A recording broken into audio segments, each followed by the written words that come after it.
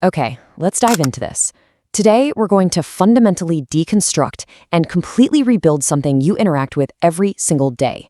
We're looking at a paradigm shift that is so massive, yet honestly so incredibly simple that it completely separates the world's most successful wealth builders from absolutely everyone else. We're talking about why billionaires think so differently about capital. We're going to look right past all those popular internet myths and focus directly on the raw, underlying psychology of wealth. And honestly, it's kind of weird. To start off, I want you to just picture this scenario in your mind. Imagine waking up tomorrow morning, casually checking your phone, and seeing a bank balance of exactly $100 billion. What is the very first thing that crosses your mind? For most of us, our brain instantly pulls up this super cinematic vision of pure luxury. Would you go out and buy a whole fleet of customized Lamborghinis? How about a private island with pristine white sand beaches? Maybe even a solid gold toilet, just because you can. It's entirely human nature to immediately associate a massive windfall with massive consumption. We're literally hardwired to crave that instant dopamine rush of buying things that make us feel good right now. But here is where that whole illusion completely shatters. Because the funny thing is, most actual billionaires probably wouldn't buy any of that stuff. Instead, they'd look at that massive sum and ask one singular obsessive question. How do I turn $100 billion into $200 billion? Now, to the average person, that sounds absolutely crazy. It sounds greedy even. Actually, scratch that. It sounds completely absurd to most of us. Why on earth would you need more? But when you really dig into the source material of how these minds work, you realize it's not actually about the things they can buy. This single, seemingly crazy question is the exact reason why they have their wealth in the first place. It represents a totally different operating system for the human brain. Section 1. Money as tiny employees. This brings us to our first major paradigm shift. Most people operate under this default assumption that rich people just spend money. We see the yachts and the private jets in the media, and we automatically assume wealth equals spending. But the reality of how that wealth is generated, managed, and maintained is vastly different. To understand this, we really have to completely redefine what a unit of currency actually is. Now, what's really interesting about this idea is that when a true wealth builder looks at a 1,000-rupee note or a $100 bill, they do not see a piece of paper that can be exchanged for a nice meal or a new pair of shoes. They don't see a token to be spent at all. They see a tiny employee. Imagine a tiny worker wearing a hard hat. That money is an employee whose only job, whose absolute entire reason for existing, is to put on that hard hat, go out into the economy, work tirelessly 24 hours a day, 7 days a week, and bring back more money. They view capital as a literal workforce, not a spending allowance. But let's look at what the rest of us do, right? The reality for the average person is actually quite tragic for these tiny employees.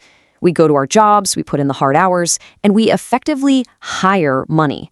We bring these tiny workers into our bank accounts. And then, what happens? We fire them. Literally 5 minutes later, we pull out our phones, we scroll through a shopping app, and we buy random stuff online. By instantly trading that money for a consumer good, you are effectively laying off your workforce before they've even had a single chance to clock in. You are terminating their employment in your own wealth-building factory. And why on earth do we do this to ourselves? Well, because our minds are actively working against us. You deserve this. That is exactly what your brain whispers to you when you hit that checkout button. And it's so relatable, isn't it? We've all been there. You've had a long week, you're absolutely exhausted, and your brain tricks you into thinking that exchanging your tiny employees for a fleeting dopamine hit is some form of self-care. It's a brilliant, incredibly common psychological trap that just keeps us locked into this loop of bad financial habits. But if we flip to the other side of that exact same transaction, please stop. That is the quiet, desperate plea of your draining bank account. The contrast here is both painful and kind of hilarious because it's undeniably true. While your brain is throwing a party over the arrival of a new gadget you didn't really need, your bank account is just watching its entire workforce get decimated, just coins breaking apart. Acknowledging this internal tug-of-war is the absolute crucial first step to breaking the cycle. Section 2. Things that buy things. Once you finally stop firing your tiny employees, you graduate to the macro perspective. And this concept completely changes the game of wealth, moving away from just, simply saving money and stepping into the actual architecture of real wealth creation. And this brilliantly illustrates the ultimate dividing line between the two mindsets. The average person looks at a potential purchase, like a shiny new shopping bag, and asks, "Can I afford this?" Meaning, do I simply have enough cash in my checking account right now to cover the price tag? But billionaires ask a fundamentally different question. How can this pay for itself? They are playing the game of multiplication, not subtraction.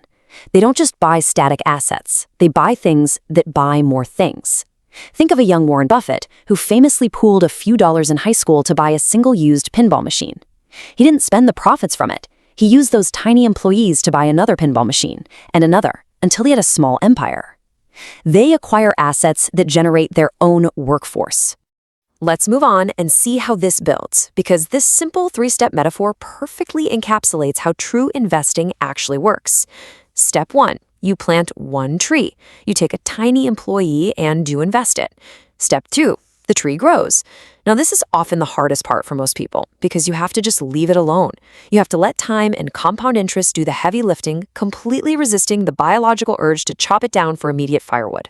Step 3, it becomes a forest. That one tree drops seeds, which grow into more trees, which drop more seeds. Suddenly, you aren't just managing one tiny worker anymore. You are managing an entire self-sustaining ecosystem of wealth.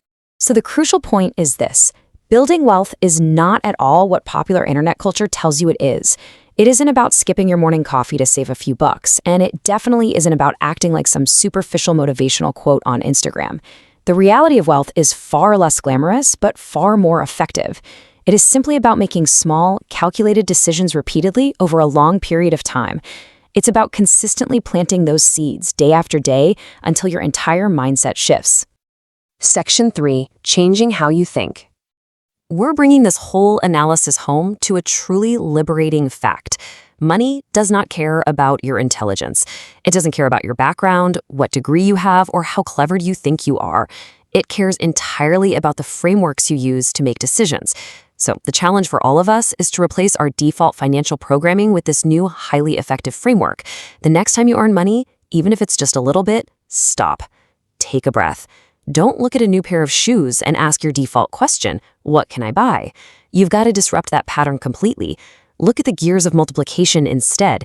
You must ask, how can this money make more money? Because it is that exact shift in perspective that separates the billionaires from everyone else. I want to leave you with this final thought to take with you today. Seriously, take a look at your own life, your own habits, and your own tiny employees right now. The next time cash hits your account, how can this money make more money?